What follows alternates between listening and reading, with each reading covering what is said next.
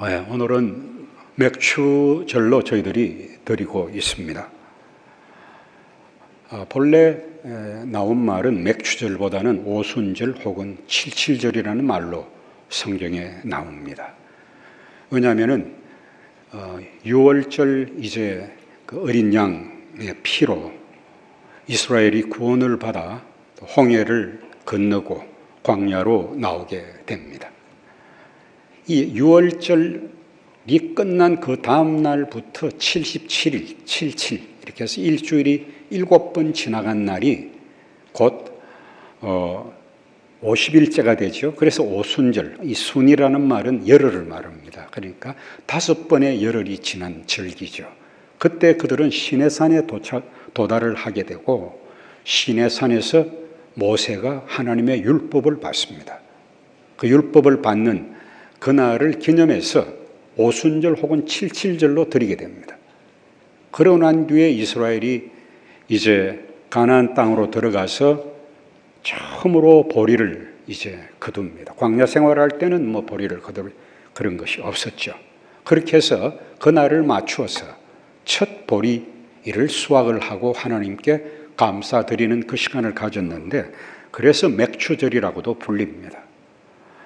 본래는 이제 오순절, 칠칠절을 기념하게 되는 것은 하나님께서 광야 생활, 어떻게 하나님께서 그들을 애굽에서 건져내셨고, 그리고 홍해를 건너게 하셨고, 그리고 광야를 지나서 하나님이 앞에 있는 하나님이 계시는 시내산에서 하나님의 율법을 받았을까 하는 이 하나님의 구원, 인도하시고 구원해 주신 그 일을 상기하고 기억하고 잊지 말도록 기념하는 그런 날이 바로 맥추절입니다. 우리가 주님 이 날이 또한 신약 성경에 오면은 예수께서 부활하시고 그러고 난 뒤에 이제 승천을 하시고 난 뒤에 열흘이 지나서 오순절이 되었을 때에 마가의 다락방에 있던 성도들에게 성령께서 강림을 하시죠. 성령이 임하신 그날이 또한 이 오순절, 칠칠절, 그리고 후일에 또 이스라엘이 지켰던 맥추절이 똑같은 날입니다. 원래는 오순절, 칠칠절 그러면은 지금이 아니고 보통 아마 한 5월 말 정도가 오순절이 되는데, 지금은 맥추절로 우리가 감사를 드리니까 정확한 그 날짜는 아닙니다. 그러나 우리가 함께 하나님의 구원을 상기하고 회상하고 감사를 드리는 그러한 기억하고 잊지 말자라는 그런 측면에서는 동일하다, 이렇게 생각을 해봅니다. 이스라엘을 건져내셨을 뿐만 아니라 하나님이 가나안 땅이라는 소망을 주시고 불기둥과 구름 기둥으로 이끌어 가시고 뒤에서 돌보시며 옆에서 지켜주셨어요. 결국에 가나안 땅까지 가는 그 여정을 생각해 볼 때에 하나님은 우리의 구원의 하나님이시고 또한 하나님은 우리의 소망의 하나님이 되십니다. 하나님의 모든 구원의 과정 속에 우리에게 주셨던 약속의 말씀들은 우리의 소망이 됩니다. 우리가 하나님의 약속을 믿을 때에, 믿는 순간에 그 약속은 우리의 소망이 됩니다. 그런 측면에서 우리가 신앙생활과 이 인생의 여정을 살아가는 데 있어서 두 가지가 필요하다면은 앞에 있는 소망, 하나님께서 거짓말하지 아니하시고 변할 수 없는 그 약속, 특별히 맹세함으로까지 주신 이 약속이 우리의 소망이 되고, 또한 하나님께서 주시는 위로와 격려, 그리고 이 신앙 공동체, 교회, 주의 몸된 교회에서 우리가 성도들끼리 주고받는 위로와 격려와 지지, 이것이 앞으로 갈 수 있는 지지 기반이 되어서 우리가 이 신앙의 여정을 계속하게 되는 것입니다. 제가 간혹 인용하는 이 폴 투르니에 박사는 스위스 제네바에서 조그마한 의원을 하시던 내과 의사요, 많은 책을 저술하신 분입니다. 이분에게 오랫동안 진찰을 받고 또 와서 상담도 받고 이렇게 인생을 같이 가는, 말하자면은 환자분이 있었습니다. 한 아주머니가 있었는데 이 아주머니는 이 공황장애를 조금 앓고 있었어요. 공황장애라는 것은 익숙하지 않는 곳에 가게 되면 불안과 두려움을 느껴서 움직일 수도 없고 말도 못하고 그 불안 속에서 어쩔 줄을 몰라 하는 그러한 심리적인 그러한 어려움을 겪는 것이죠. 그래서 이 아주머니는 이 폴 투르니에가 조그마한 개원의를 하는 그 스위스 제네바의 그 시에서 한 40km 떨어진 그러한 아주 조그마한 마을에 사시는 분이었습니다. 긴 시간 동안 이 아주머니는 이제 오고 가고 하면서 한 달에 한 번씩 이렇게 또 필요하면 또 더 자주 가기도 하고 이렇게 해서 평생에 폴 투르니의 도움을 받아서 인생을 살아오고 있었습니다. 그런데 이 아주머니의 문제는 자신이 살아가고 있는 그 마을은 익숙하니까 거기에서 오고 가는 것은 문제가 없어요. 또 일단 제네바시에 들어가면은 제네바는 또 도시고 거기에서 오고 가고 폴 투르니에의 병원으로 가서 진료를 받고 하는 이건 그 두려움이 없어요. 불안이 없어요. 문제는 본인이 살고 있는 이 도시를 벗어나서 제네바시까지 가는 익숙하지 않은, 평소에 살지 않는 곳으로 들었으면은 불안과 두려움 속에서 어쩔 줄을 몰라 하고 그 발걸음을 내딛는 것을 너무 힘들어하는 거예요. 그런데 어떻게 그 긴 거리를 그렇게 오랜 기간 오고 갈 수가 있었을까요? 사랑하는 남편이나 친구들이 차를 몰고 가주면서 손을 잡아주기도 하고 토닥거려주기도 하고 힘을 내라, 이거 아무것도 아니다, 늘 다니던 길이다, 이렇게 해서 격려해주고 지지해주고 위로해주고 대화를 해주고 두런두런 그런 말을 하면서 어느덧 그 대화 속에 그 위로의 따뜻한 말들 속에 가다 보면은 제네바까지 가 있는 거지. 제네바에서 올 때도 마찬가지. 오늘의 하나님의 말씀은 히브리서 오늘 읽은 6장 19절에 보면은 하나님은 변하지 않으시는, 약속을 변개하지 않는, 거짓말하지 않으신다라는 그 사실과 하나님께서 우리에게 약속을 주실 때에, 언약을 맺으실 때는 맹세하기까지, 우리 신약 성경에 보면은 진실로 진실로 너희에게 이르노니, 이 말은 구약에 하나님이 맹세하신 것과 같아. 확실하다 이거예요. 의심하지 말라, 두려워하지 말라. 이 두 가지 사실로 그 언약을 믿고 살아가는 우리들에게는 이 하나님의 약속은 우리의 영혼의 닷과도 같은 소망이 된다고 그랬어요. 이 풍랑치고 어려운 인생길을 감에 있어서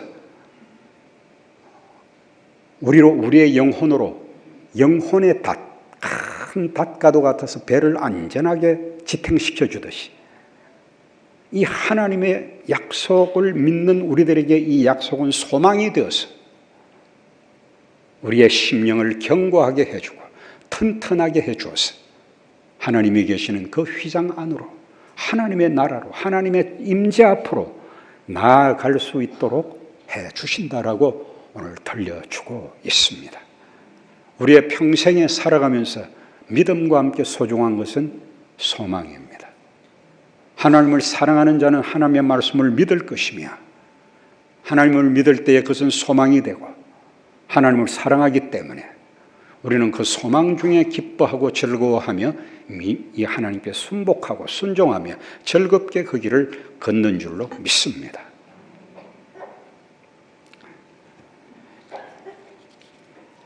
우리가 시편을 읽어 나가면은 시편의 기자들은 종종 과거에 하나님께서 행하셨던 구원의 일들을 찬송하고 감사합니다. 특별히 홍해를 건너는 그 구원의 일들을 자주 회상하고 있는 것을 보게 됩니다. 우리의 마음속에 아니 과거에 있었던 이 구원의 일을 왜 자꾸 회상하실까? 라고 생각할지 모르지만 이 과거에 있었던 하나님의 구원의 일들은 현재의 일을 극복하고 소망 중에 하나님의 말씀을 따라서 살아나가는 일에 든든한 기반이 됩니다. 뿐만 아니라 주님은 우리에게 충성되게 살 것을 말씀하십니다. 하루하루를 성령을 소멸하지 말고 성령의 인도하심에 민감하게 순복하며 하나님의 말씀을 하나님 사랑하고 이웃 사랑하라고 그렇게 말씀을 하시죠.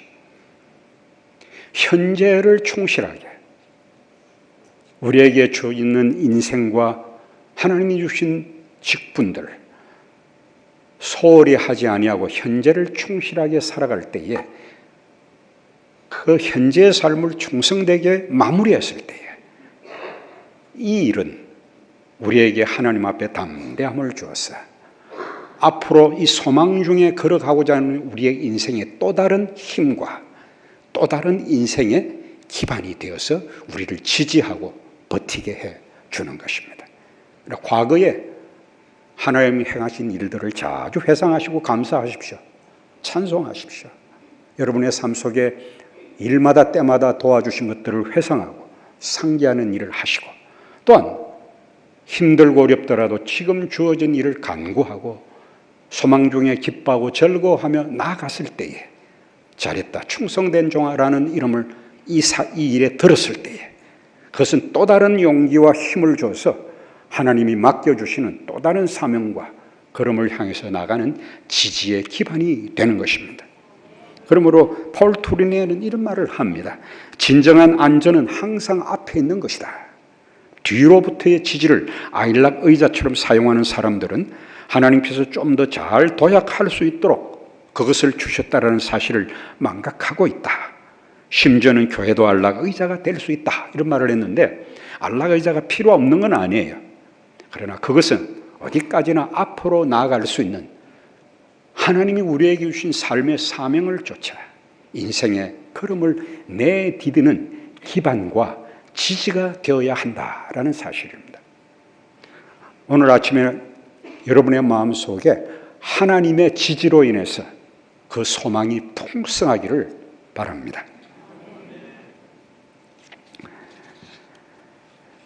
우리가 이스라엘의 역사 속에 가장 힘든 시기를 꼽으라 그렇게 하면은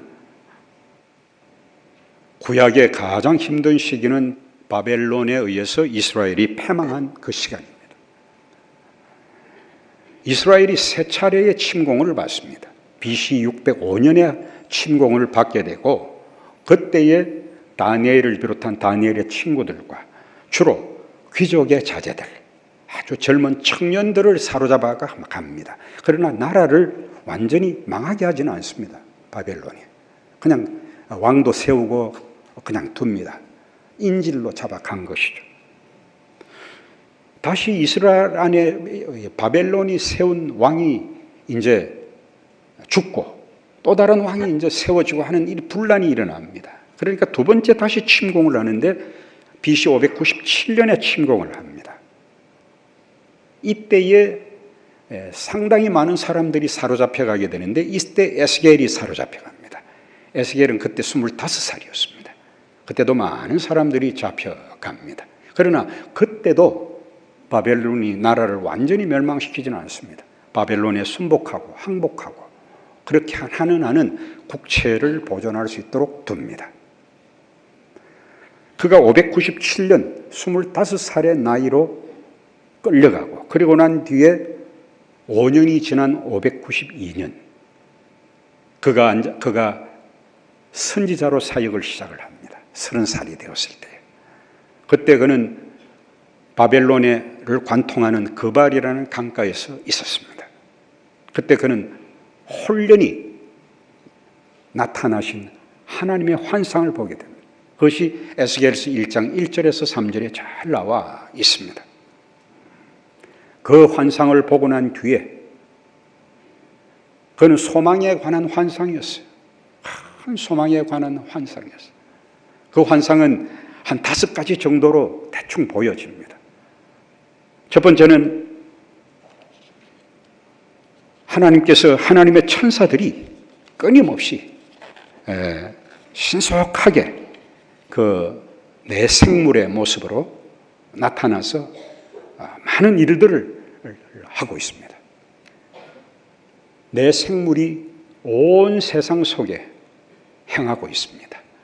다시 말해서 역사를 주관하시고, 비록 이스라엘 사람들이 절망 속에 포로지에 와 있다 하더라도 이 포로지에서도 여전히 하나님이 주가 되시며 하나님이 되시며 하나님이 이 모든 역사의 사건을 주관하고 계시고, 하나님은 하나님의 계획을 위해서 하나님의 주권이 미치지 않는 곳이 없음을 보여주고 있습니다.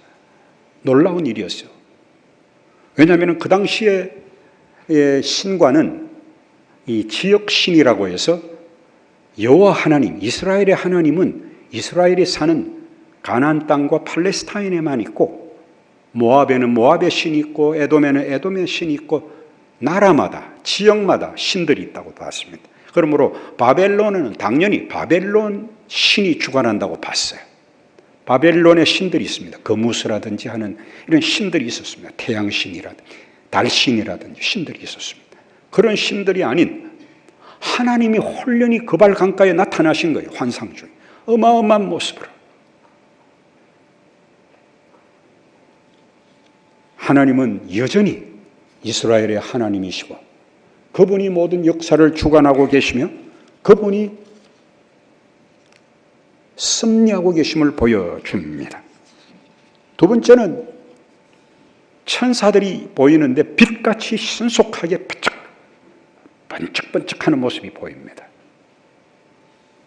그것이 모든 천사들이 동일한 곳으로, 동일한 방향으로 쫙 이렇게 빛같이 움직이고 있는 모습이 보이는데, 그것은 하나님의 뜻을 받드는 수종드는 천사들이 일심으로 하나님의 뜻과 계획이 이루어지기 위해서 신속하게 열심히 일을 하고 있는 것을 보여주고 있습니다.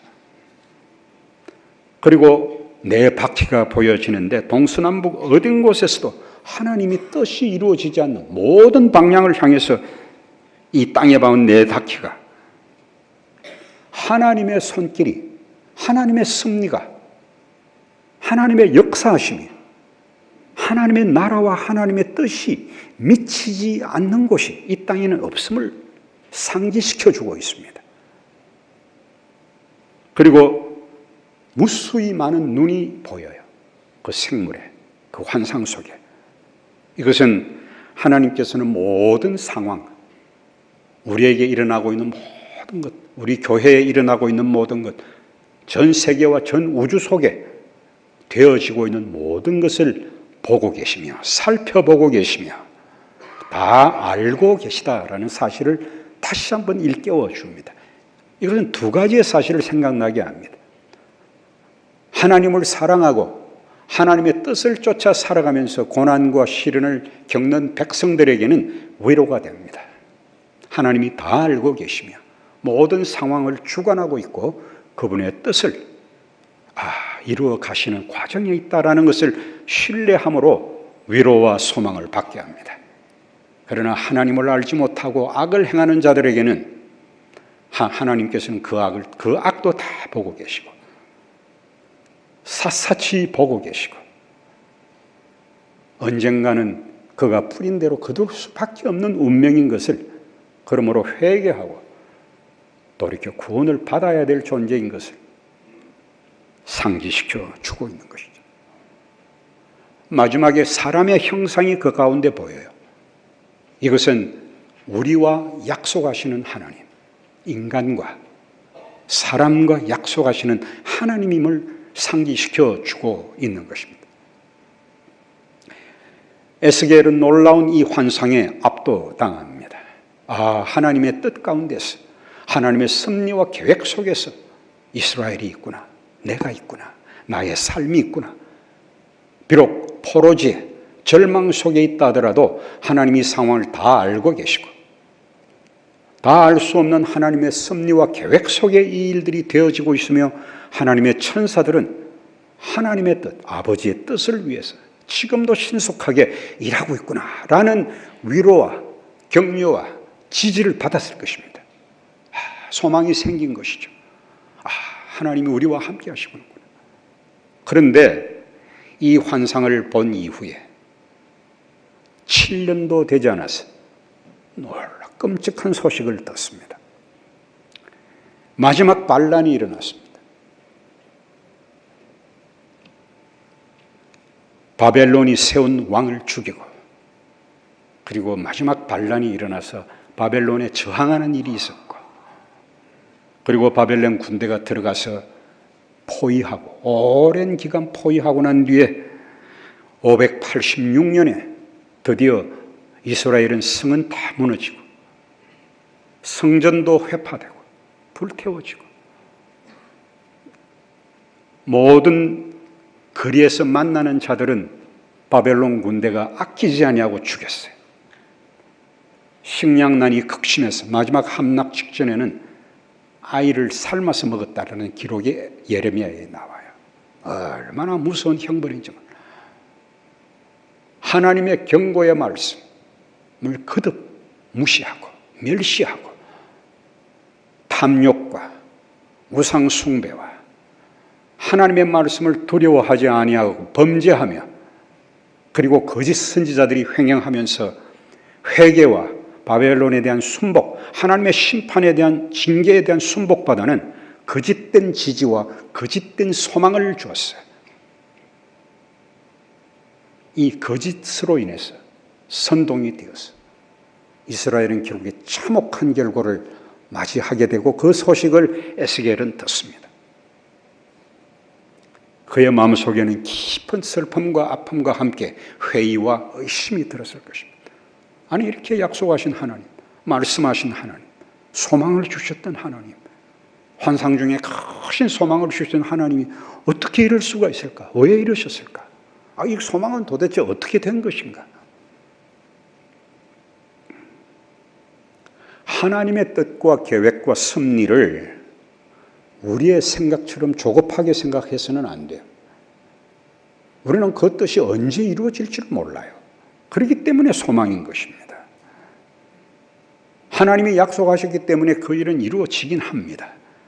에스겔 생각처럼 그렇게 빨리 된 게 아니에요. 인간의 조급함, 우리의 조급함으로 하나님의 뜻을 이룰 수는 없어요. 하나님은 하나님이 정한 시간 속에 충분히 모든 것이 이루어질 수 있는 다 여건과 환경을 만드시고 그리고 순식간에 그 뜻을 이루십니다. 에스겔이 환상을 본 이후 60년이 지나서 예레미야에게 약속한 대로 첫 번째 침공 이후에 70년이 지나서 마지막 함락 이후에 50년이 지났어야 비로소 이스라엘이 회복이 됩니다. 우리의 생각과는 다른 것이죠. 그 기간 동안 에스겔은 어떻게 했을까요? 에스겔은 스가랴 선지자와 동년배입니다. 다니엘과도 동년배입니다.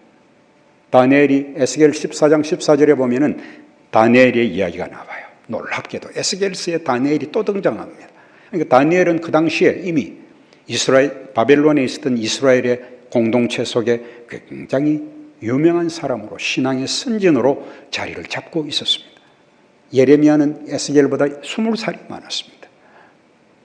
그의 이러한 절망의 소식을 듣고 그들은 더더욱이나 하나님께 나아가서 기도했을 뿐만 아니라 하나님의 뜻이 이루어질 것을 위해서 신앙이 상실하고 신앙을 잊어버리지 않기 위해서 에스겔과 스가랴라든지 다니엘이라든지 사로잡혀 있던 사람들은 그들의 어린 후배들, 아주 어린 사람들, 그 어린 사람들은 학계라든지 말락이라든지 스룹바벨이라든지 에즈라라든지 이런 사람들, 이 바벨론 이후에 등장하는 마지막 선지자들과 학자들, 이러한 후진들은 다 에스겔과 또 스가랴 같은 다니엘 같은 이런 사람들에게 영향을 받아서 자라나게 됩니다.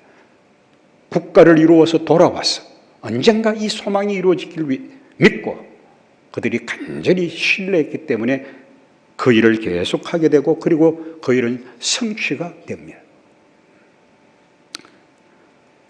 신약 구약의 신구약을 막론하고 가장 중요한 하나님의 언약은 내가 너희와 항상 함께 있을 것이다. 내가 함께 한다라는 약속보다 큰 약속은 없어요. 무언가를 주겠다. 너를 존귀하게 하겠다. 이것은 어떤 선물과도 같은 거예요.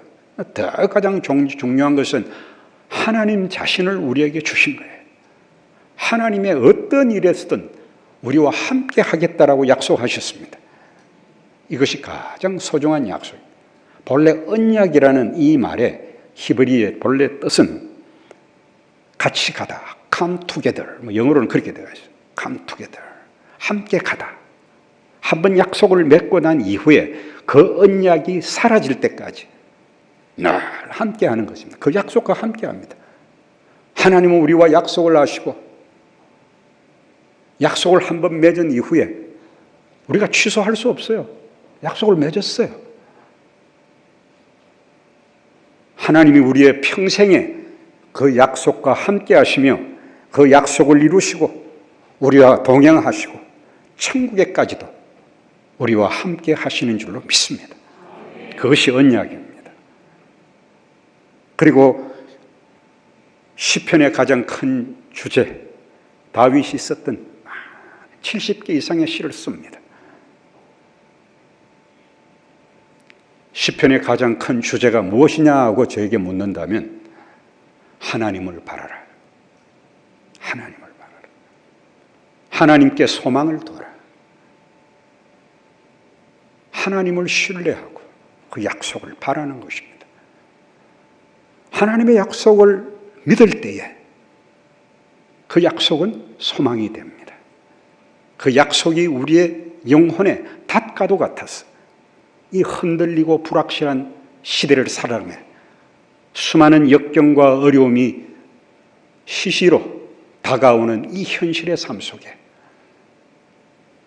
영혼의 이 소망이 영혼의 닻이 되어서 오늘 19절에 있는 것처럼 우리를 튼튼하고 견고하게 우리를 붙들어 주어서 주님 계시는 휘장 안으로 들어가게 하시고 그 휘장은 예수 그리스도께서 먼저 가셨다라고 들려주고 있습니다. 이러한 절망과 어두움의 시간 겪지 않은 사람은 없습니다. 제가 존경하는 우리 김중건 목사님, CCC 창설자이신데 김중건 목사님은 그런 말씀을 하신 적이 있어요. 우리가 하나님의 은혜를 받고 하나님을 만나는 맨 얼굴로 만나는 그 시간은 인간 이하의 지점, 0점 이하의 지점, 그렇게 말해요. 절망과 시련과 역경 속에서 우리는 하나님과 더 가까워지는 줄로 믿습니다. 그때 하나님의 말씀을 더 깨닫게 됩니다.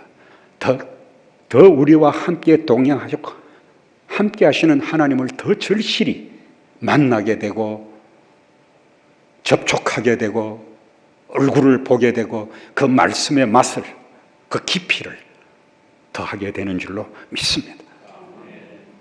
소망과 지지, 이거를 생각하면서 우리는 마지막 예수께서 겟세마네 동산에서의 마지막 시간을 생각해 봅니다. 그 다음 날이면은 이제 십자가에 달리는 참혹한 일을 앞두고 주님은 마지막 기도를 위해서 겟세마네 동산으로 갑니다. 제자들을 데리고 갑니다. 그리고 마지막 동산 깊숙이 기도하는 장소에는 세 제자를 데리고 갑니다. 요한과 베드로와 야고보입니다. 제가 인용했던 그 폴 투리니에 박사의 글에 보면 이런 말을 합니다. 그분은 인간을 잘 알아요. 의사니까. 왜 예수께서 이 세 제자들을 데리고 가셨을까? 그 죽음을 앞두고 마지막 기도를 드릴 때 어쩌면은 하나님의 아들이요 메시아요 하나님이신 그리스도께서 몸을 입고 이 땅에 왔기 때문에 자신의 죽음을 앞두고 그도 두려움과 그 고통을 생각할 때에 참혹한 참혹한 고통을 생각하시면서 육신으로 치르게 될 죽음의 고통을 생각할 때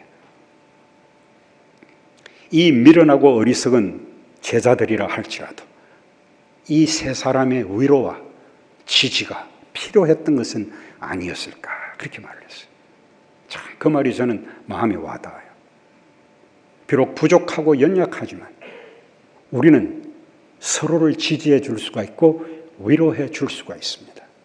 넘어지고 자빠지고 어려움을 겪는 사랑하는 성도들 가까이에서 그냥 함께 슬퍼할 수가 있습니다. 함께 지지해 줄 수가 있습니다. 비록 부족하죠. 연약한, 별로 없는 것이라 할지라도 말없이 같이 있을 수도 있어요. 돌아볼 때에 제 인생에 하나님의 말씀을 믿고 변하지 않는 그 하나님, 맹세로 약속하신 그 하나님을 신뢰하고 믿고 하나님의 손길을 경험하며 소망 중에 이곳까지 걸어올 수가 있었습니다. 뿐만 아니라 힘들고 어려울 때에 저를 지지해 주시고 격려해 주시고 함께 해 주셨던 수많은 사랑하는 믿음의 벗들, 믿음의 선배들, 후배들, 사랑하는 우리 성도님들, 수많은 분들의 기도와 지지와 위로와 격려가 없었더라면 결코 저는 이곳까지 못 왔을 것이라는 생각을 종종 하게 됩니다.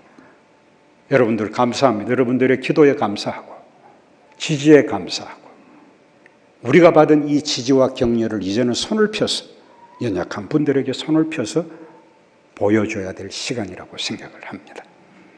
오늘 말씀에 나와 있는 것처럼 하나님의 약속이 우리의 소망이 되어서 소망 가운데 그 소망은 우리에게 영혼의 닷과도 같아서 우리를 견고하게 안전하게 우리의 영혼을 붙들어 줬어요. 주님의 사명을 쫓아 걸어가 마지막 휘장 안에 주님 계신 곳으로 우리가 인도하기까지 이 소망이 여러분의 영혼의 닻이 될 것이며 또 서로 위로와 지지의 말씀과 손을 펴는 일을 계속하기를 주의 이름으로 축원합니다. 잠깐 묵상으로 이 주신 은혜 감사하고 받았던 사랑들 감사하며 우리도 누구를 사랑하며 즉 우리의 손길이 필요한지를 돌아보며 잠깐 기도하겠습니다.